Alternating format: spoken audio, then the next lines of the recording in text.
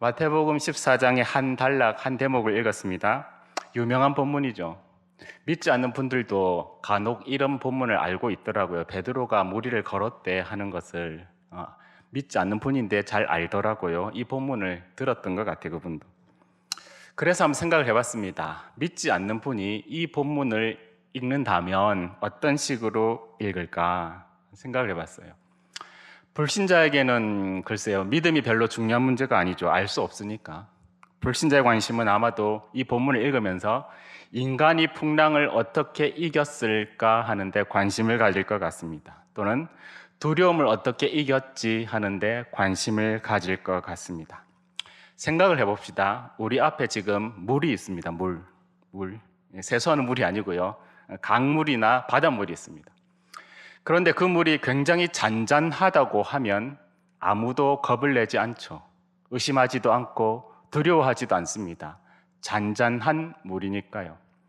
그 정도 물이면 잔잔하니까 수영해서 건널 수 있을 겁니다.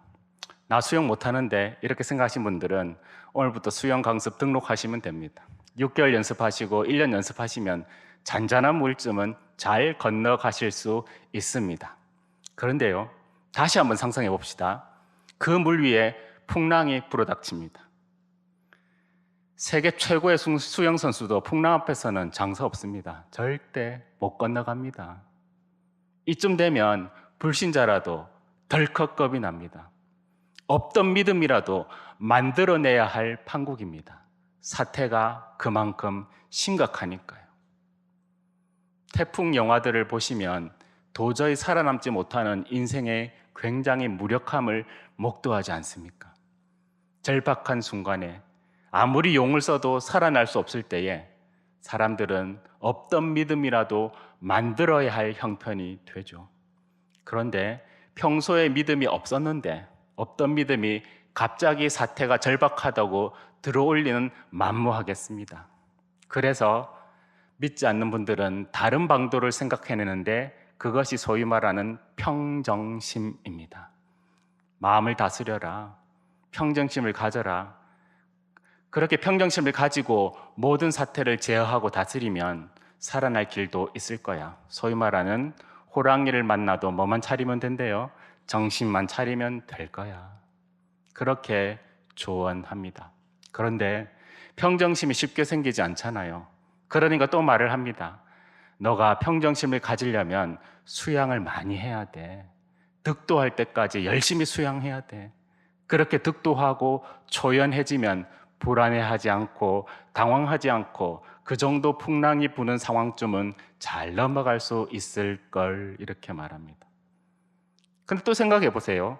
수양이란 것과 전혀 친하지 않은 저 같은 사람들은 그런 방법을 좋아하지 않을 겁니다.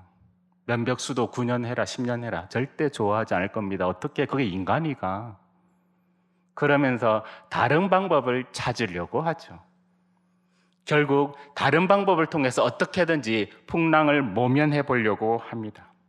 그렇습니다. 세상에서는 믿는다는 것에 별 관심이 없습니다. 알지도 못합니다. 그러니까 오늘 마태복음 14장을 읽으면서 처세술에 관심을 갖습니다. 어떻게 풍랑을 이겼지? 어떻게 두려움을 이겼지? 나도 그렇게 하면 이길 수 있을까? 근데 읽어본단 말입니다. 믿음이란 단어는 나오잖아요. 근데 믿음을 이해할 마음은 없습니다. 믿으니까 이겼다는구나. 믿으니까 풍랑을 이겼어. 믿으니까 다시 물에서 빠져나왔고 구출받았어. 그리고 두려움을 이겼지. 그럼 믿으면 되겠네. 하고 성경책을 덮고 툴툴 자리를 털고 일어나서 다시 일상생활로 돌아갑니다. 근데 웬걸요? 살다 보면 풍랑이 또 닥칩니다. 무시무시한 풍랑도 닥치죠. 다시 옛날을 생각합니다. 다시 말씀을 볼까? 믿음이 나옵니다. 별 관심은 없습니다. 그냥 그 풍랑만 이기면 된다고 생각합니다. 믿음이요, 삶의 목적이 되지 못합니다. 믿음이 도구가 됩니다. 무슨 도구가 되죠? 내 풍랑 이겨낼 도구, 내 두려움 이겨내게 해주기 위한 도구. 그것만 하면 됐다. 그리고 믿음은 생각하지도 않고 풍랑을 넘어갔구나, 두려움을 이겼네, 잘 됐어. 다시 성경책 딱 덮고 마음대로 살기 시작합니다. 그런 일들이 자꾸 반복됩니다. 그러다 보니까 말씀의 사람이 되지 못합니다. 믿음의 사람이 절대 되지 못합니다. 그냥 그 믿음 이용해서, 그 말씀 이용해서 풍랑 좀 어떻게 이겨나가면 되지 않겠나? 이 각박한 세상에서, 이 어렵고 고달픈 세상에서 이 형편 좀 모면하면 되지 않겠는가?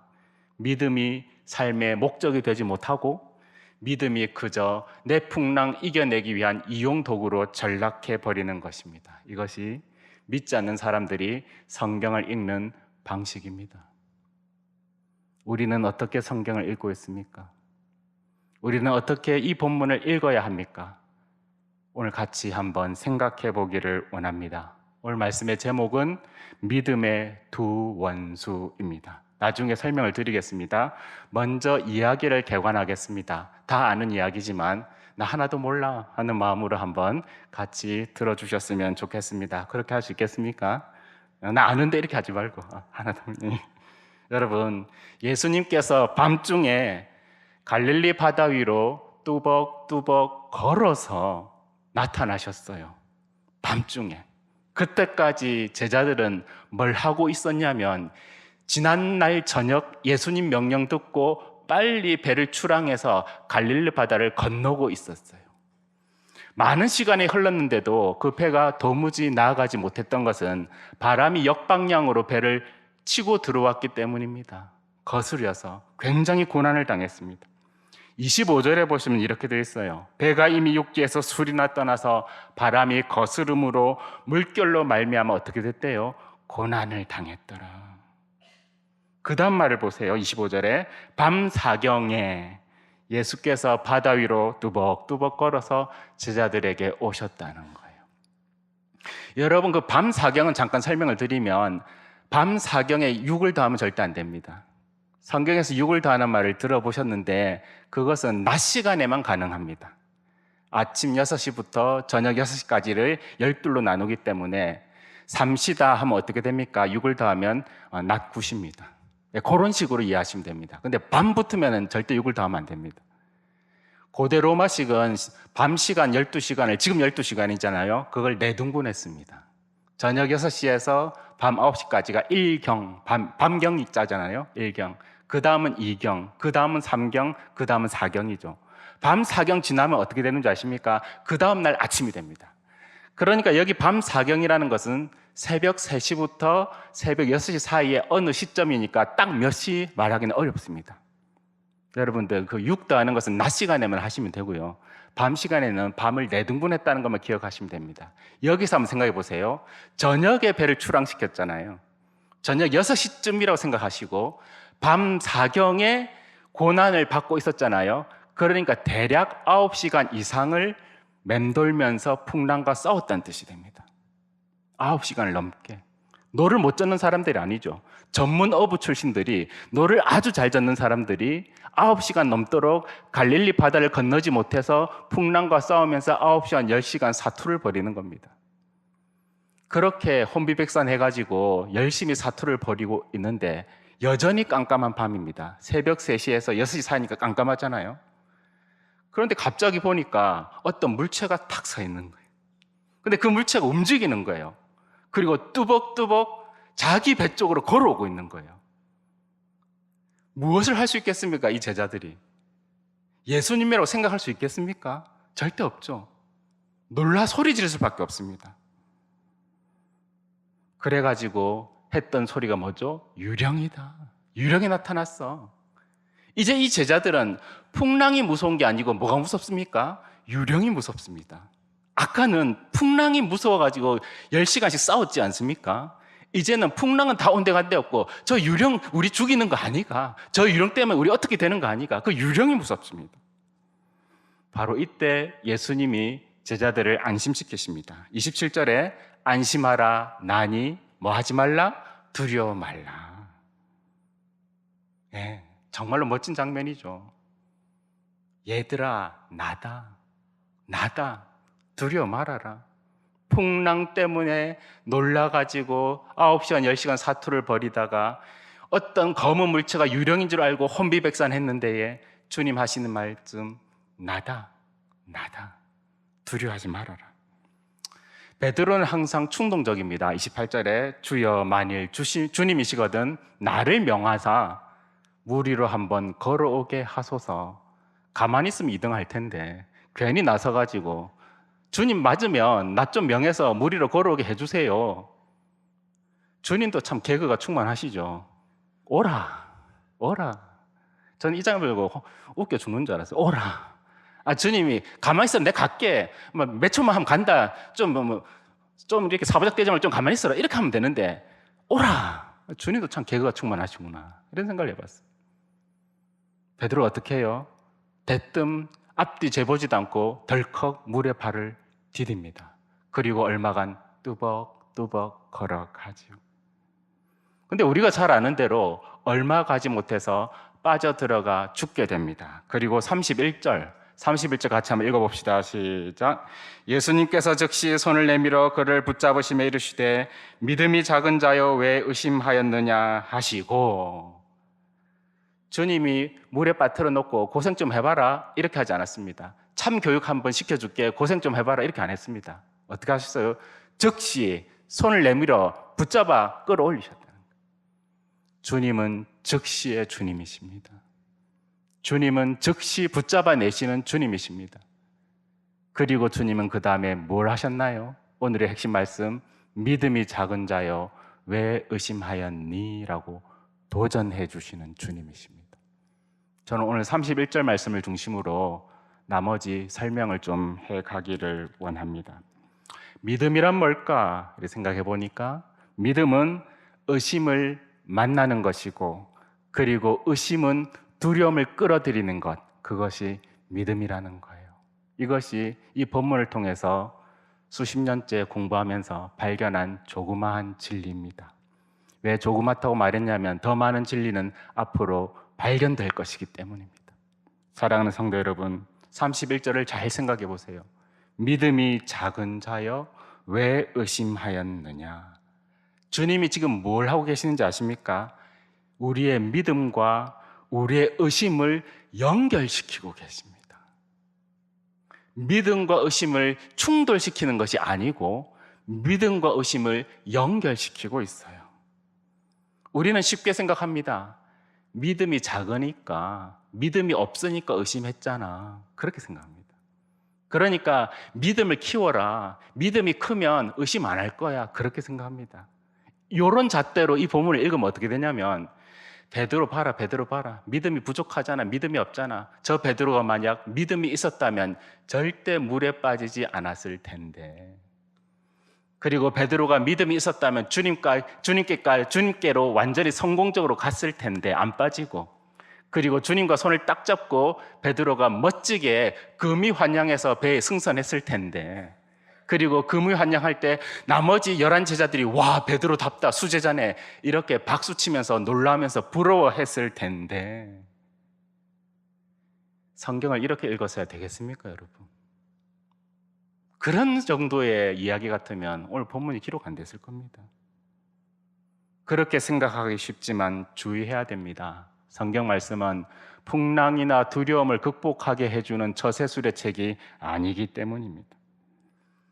여기 주님께서 믿음을 지적하셨습니다만은 믿음의 크기의 문제는 아니라고 봅니다. 왜냐하면 마태복음 17장 20절 한번 띄워보세요. 유명한 구절입니다. 같이 한번 읽어보겠습니다. 시작. 이르시되 너희 믿음이 작은 까닭이니라. 진실로 너에게 이르노니 만일 너에게 믿음이 겨자씨 하늘만큼만 있어도 이 산을 명하여 여기서 저기로 옮겨지라 하면 옮겨질 것이요 또 너희가 못할 것이 없으리라. 이 구절도 조금 어려운 구절이긴 해요. 믿음이 작은 까닭이다라고 말을 하시고 그 다음에 어떤 믿음을 말씀하셨죠? 겨자씨 믿음. 주님이 개그가 충만하단 말이 여기서도 드러납니다. 믿음이 작다 했으니까 앞으로 어떤 말씀을 하셔야 되나요? 너희 믿음이 태산과 같다면 이렇게 되면 이해가 돼요. 근데 그런 말씀 안 하셨어요. 너희에게 만일 겨자씨 같은 믿음만 있으면 세상에서 아주 작은, 너무나 작은, 보잘것없는, 불면 확 날아가 버릴, 눈에도 잘 보이지 않는 그런 아주 작은 믿음만 있으면 된단다. 만사가 다 될 거야. 근데 분명 앞에는 믿음이 작다고 얘기해놓고 뒤에는 조그만 믿음만 있으면 돼, 충분해, 그걸로 좋게, 이렇게 말씀하신단 말입니까? 그러니까 이 문제는 믿음의 크기 문제는 아니라고 봅니다. 이 본문의 진짜 문제는 믿음 옆에 따라오고 있는 무슨 문제인지 아십니까? 의심의 문제입니다. 그러니까 이 본문은 뭘 말하냐면 믿음은 종종 의심을 만날 수 있지. 그리고 믿음이 의심을 만나면 우리에게 커다란 위기를 초래하기도 해 하는 것을 교훈하고 계신 것이죠. 우리는 베드로의 믿음의 크기를 측정할 수가 없습니다. 알 수가 없습니다. 내 믿음 크기도 모르는데 어떻게 베드로 믿음 크기를 알겠어요? 그리고 베드로 믿음의 크기를 수치화해가지고 측정한다고 한들 이 본문을 이해하는데 아무 도움이 안 됩니다. 우리 주님은 우리 모든 사람들을 믿음이 작은 자들아 라고 말씀하실 수 있어요. 주님은 잘 알고 계십니다. 그 한번 띄워보세요. 1, 2, 3, 4 이런 걸 알고 계십니다. 주님이 뭘 알고 계시냐면 첫째로 모두가 믿음이 약하다는 걸 주님이 아십니다. 그러니까 이 믿음이 약한 모두가 주님께 와서 기도하기를 원합니다. 내 믿음 큰데, 나 믿음 완성했는데 그런 사람은 존재하지를 않습니다. 인간이 아닙니다. 그는 모두가 믿음이 연약하니까, 모두가 믿음이 부족하니까 주님께로 나와야 하는구나. 그걸 주님이 알고 계십니다. 둘째로 주님 뭘 알고 계십니까? 그렇기 때문에 믿음의 순례길에는 언제든지 뭐가 찾아올 수 있어요? 의심이 찾아올 수 있습니다. 의심이 찾아왔다고 내 믿음 없구나, 내 부족하구나 자책할 필요가 없다는 것입니다. 주님이 알고 계시다는 거예요. 믿음이 약하구나, 의심이 찾아올 수 있어. 누가 알고 있어요? 주님이 알고 있어요. 내가 아는 게 아니고 주님이 알고 있어요. 마음속으로 한번 따라해 보세요. 자책하지 말아야겠구나. 마음속으로. 여러분, 많은 세월 신앙생활 하면서 제일 무서운 적 중에 하나가 자책하는 겁니다. 자책. 믿음 부족해서, 믿음이 연약해서 이것밖에 못해. 주님이 이미 알고 계셔요. 그렇기 때문에 주님을 의지하라고 말씀하시는 거예요. 세 번째, 이제 본격적으로 믿음이 의심을 만나면 베드로처럼 물에 빠져들어가는 위기가 일어나기도 하죠. 네 번째가 진짜 핵심입니다. 네 번째 같이 읽어보겠습니다. 시작. 믿음이 의심을 만나게 되면 두려움이 발생합니다. 이것이 신앙의 위기가 될 수 있습니다. 우리는 성경 말씀을 읽어가면서 신앙의 위기에 대해서 한번 생각해 볼 수 있어요. 그것이 이 본문에 잘 나와요. 정리해 봅시다. 첫째로, 우리는 믿음의 크기를 따지지 말아야 됩니다. 아무리 믿음이 크다 해도 의심을 만날 수 있습니다. 피할 수 없는 거예요. 그러므로 혹시 의심이 들거든 이상하게 여기지 마세요. 당연한 겁니다. 내 믿음이 작으니 크니 그런 말 할 필요가 없습니다. 자책할 필요가 없습니다. 인간이 참 이상한 게 자책 옆에는 뭐가 있는지 아십니까? 자만이 있습니다. 자만. 믿음 작다고 자책하던 사람이 잠시 후에 믿음 크다고 자만한다니까요. 그렇게 하지 말고 의심에 대해서 이상하게 여기지 마세요. 의심이 오는 이유는 믿음의 순례길을 가고 있기 때문입니다. 아까 말씀드렸잖아요.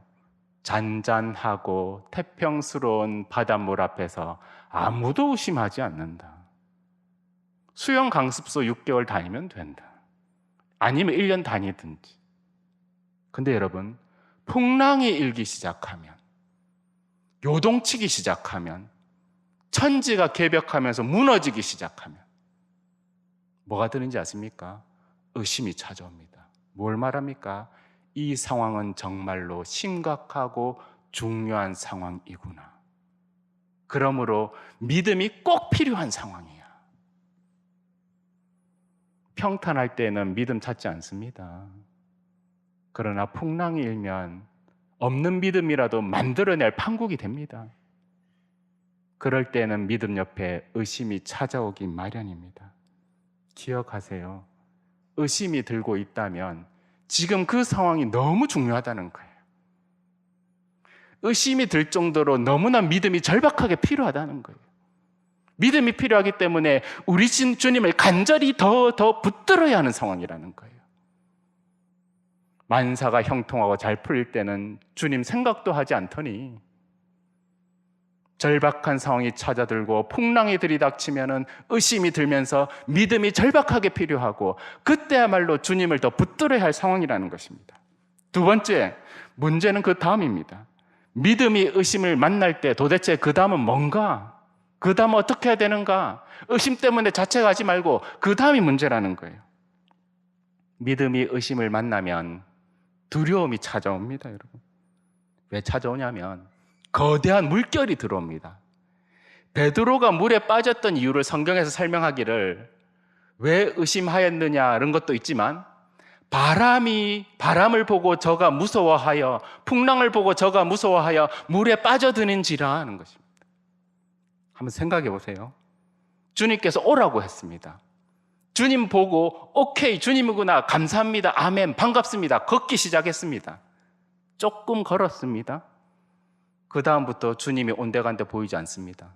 뭐가 보입니까? 풍랑이 보입니다. 깜짝 놀랍니다. 그리고 무서움이 엄습합니다. 두려움이 엄습합니다. 그 순간 물에 빠지기 시작합니다. 30절에 보시면 30절 이래요. 바람을 보고 무서워 빠져가는지라. 주님을 보고 무서워 빠져가는 게 절대 아니고요. 바람을 보고 무서워 빠져가는지라 소리 질러 이르되 주여 나를 구원하옵소서. 주님께서 오라 하니까 순종해서 가는데 주님께로 시선을 고정시켰어야 했는데 풍랑이 보입니다. 바람 소리가 들립니다. 주님이 사라집니다. 세상이 풍랑이 자기를 엄습합니다. 그때 두려움이 만들어지니까 놀라고 당황하게 되고 주님을 잃어버리고 오도 가도 못하고 물에 빠져 들어가는 것입니다. 여러분, 믿음이 크다 작다는 아무 필요가 없는 말입니다. 주님은 우리 한 사람 한 사람 보고 믿음이 작다고 하십니다. 작은 걸 다 알고 계셔요. 주님 앞에서 믿음 얘기할 필요가 없습니다.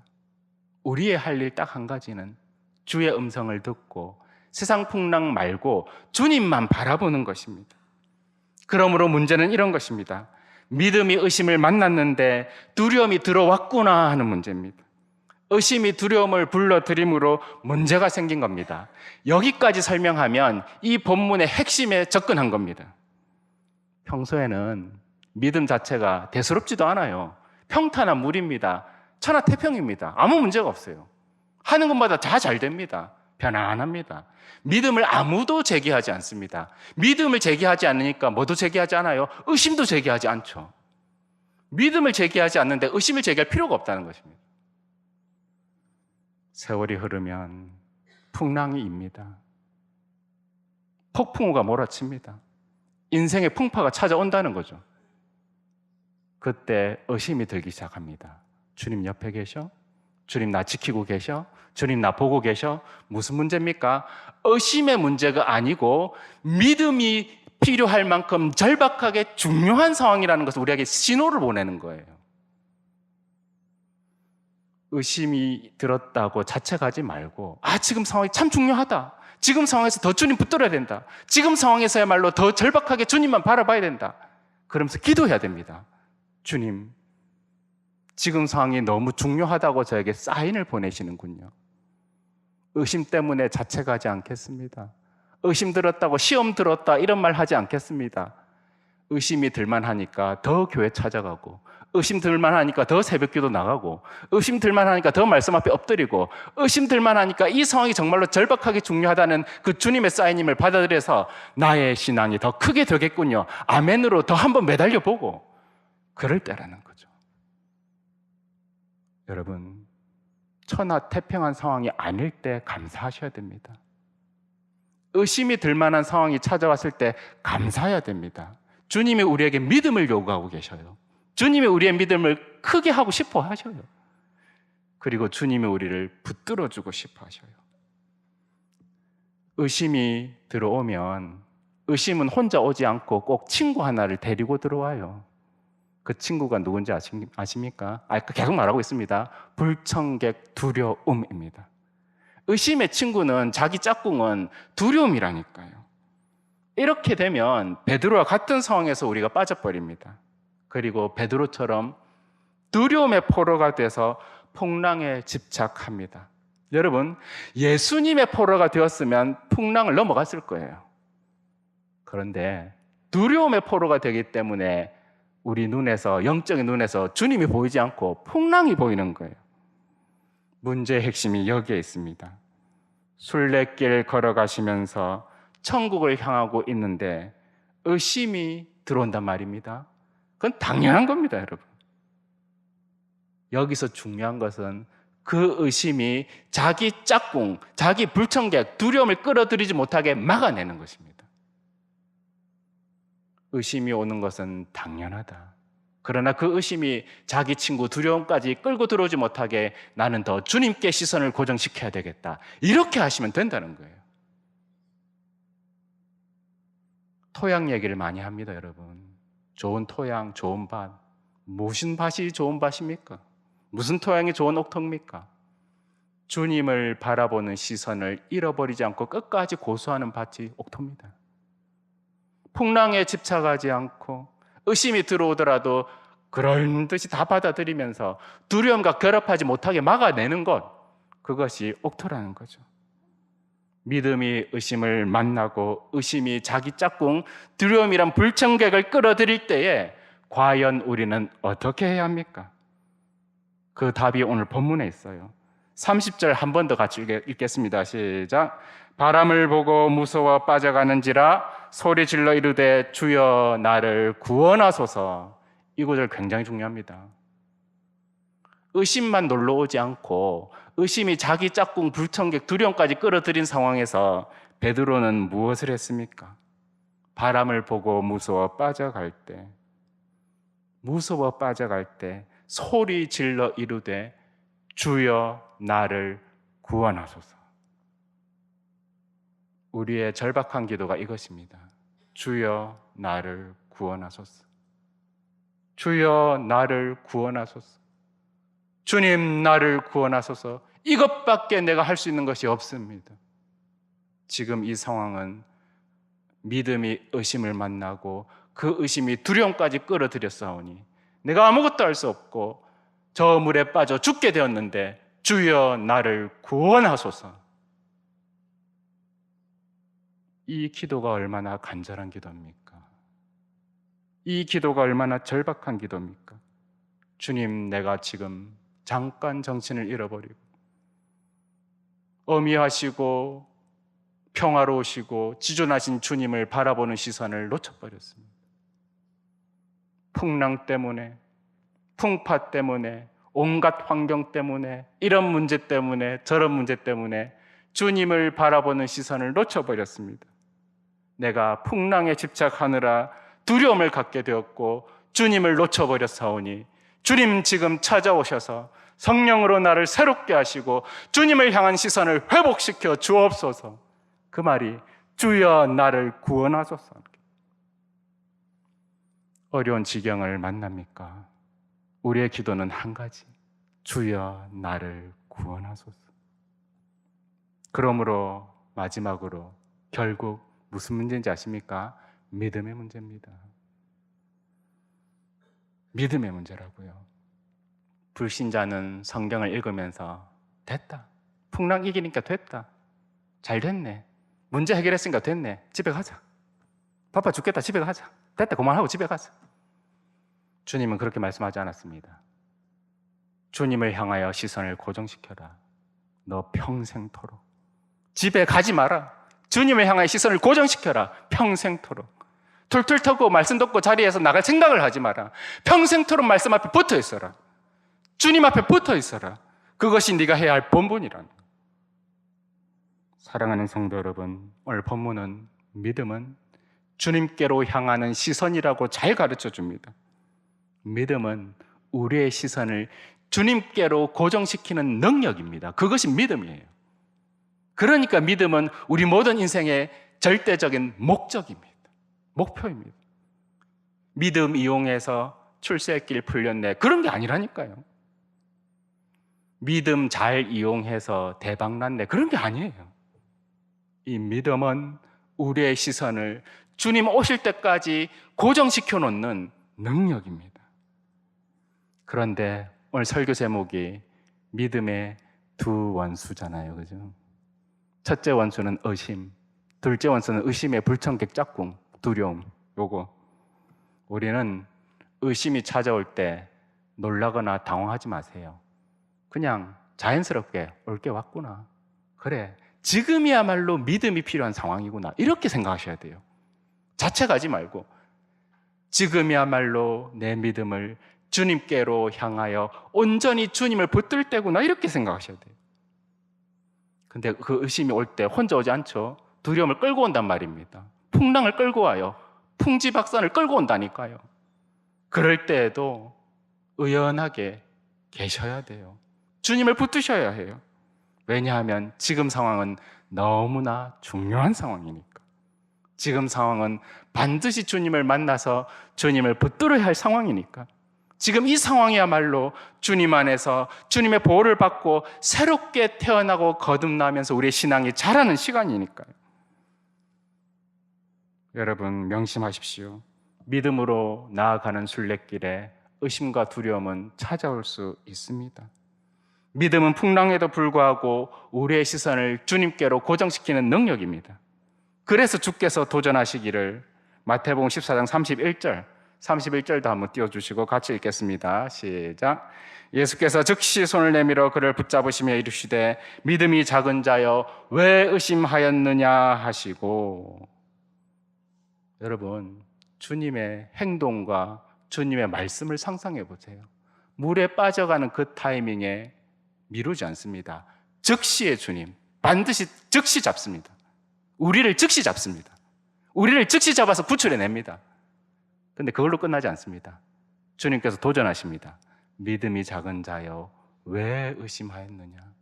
앞으로 세상 살아갈 때에 시선을 풍랑에 두지 말고 세상에 두지 말고 주 예수 그리스도께만 두기를 바란다는 거예요.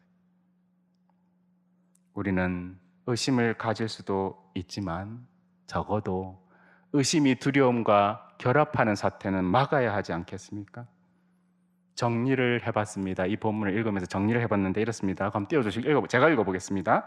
신앙의 문제는 의심의 문제가 아니고 의심과 두려움이 한 통속이 되어 나를 억누르는 것입니다. 제가 고백적으로 쓴 것입니다. 따라서 신앙의 원수는 의심과 두려움의 결합체입니다. 우리가 해야 할 가장 좋은 길은 의심이 왔다 하더라도 의심과 두려움이 결합하지 못하게 방지하는 것입니다. 결론 내리겠습니다. 우리는 자주 무방비 상태에 빠지는 것 같아요. 그러면서 꼭 하는 말이 나 시험 들었다, 나 건드리지 마라. 그러면 우리가 겁이 나요. 건드리면 안 되겠네. 여러분, 주님이 우리를 건드리게 하셔야죠. 주님이 나를 집적되게 하셔야죠. 주님이 나를 치료하고 진찰하고 메스를 대고 자를 것 자르고 뗄 것 떼고 봉합할 거 봉합하게 하셔야죠. 그런데 꼭 하는 말이 나 시험 들었으니까 나 까칠하니까 건드리지 마라. 그렇게 하면 안 되죠. 사랑하는 성도 여러분, 지혜가 있다면 시험 들었다는 말을 하지 말아야 합니다. 의심과 두려움이 결합하지 못하게 막아야 합니다. 왜 믿음의 기도를 드리지 못할까요? 왜 주의 말씀을 마음에 새기지 못할까요? 기도하지 않으면, 성경 말씀 읽지 않으면 어떻게 되는지 아십니까? 의심과 두려움이 결합할 좋은 토양을 만들어 버립니다. 의심과 두려움이 항상 다니면서 우리를 자꾸 뭉개고 누르고 그래서 우리의 믿음을 떨어지게 만든다는 거예요. 2016년에 부민교회 왔더니 그때 제가 왔거든요. 여름에 표어가 이렇더라고요. 말씀과 기도로. 한 해가 지나서 2017년이 되니까 기도 그 표어가 뭐죠? 다 아시죠? 더 말씀과 기도로. 올해 표어 한번 말해봅시다. 시작. 과 복음으로. 잘 생각해 보세요. 말씀과 기도로, 더 말씀과 기도로, 성령과 복음으로. 무엇입니까? 의심과 두려움이 절대 결합하지 못하도록 좋은 옥토가 되기를 바란다는 표어죠. 날마다 시선을 주님께 고정시켜야 한다는 표어죠. 이 표어가 얼마나 좋습니까?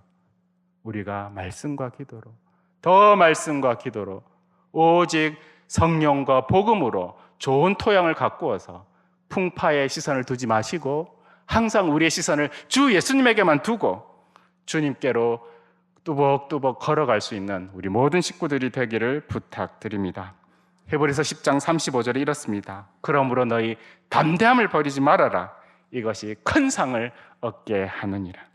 여러분 찬송 257장 드리고 우리 기도 제목 좀 나누었으면 좋겠습니다.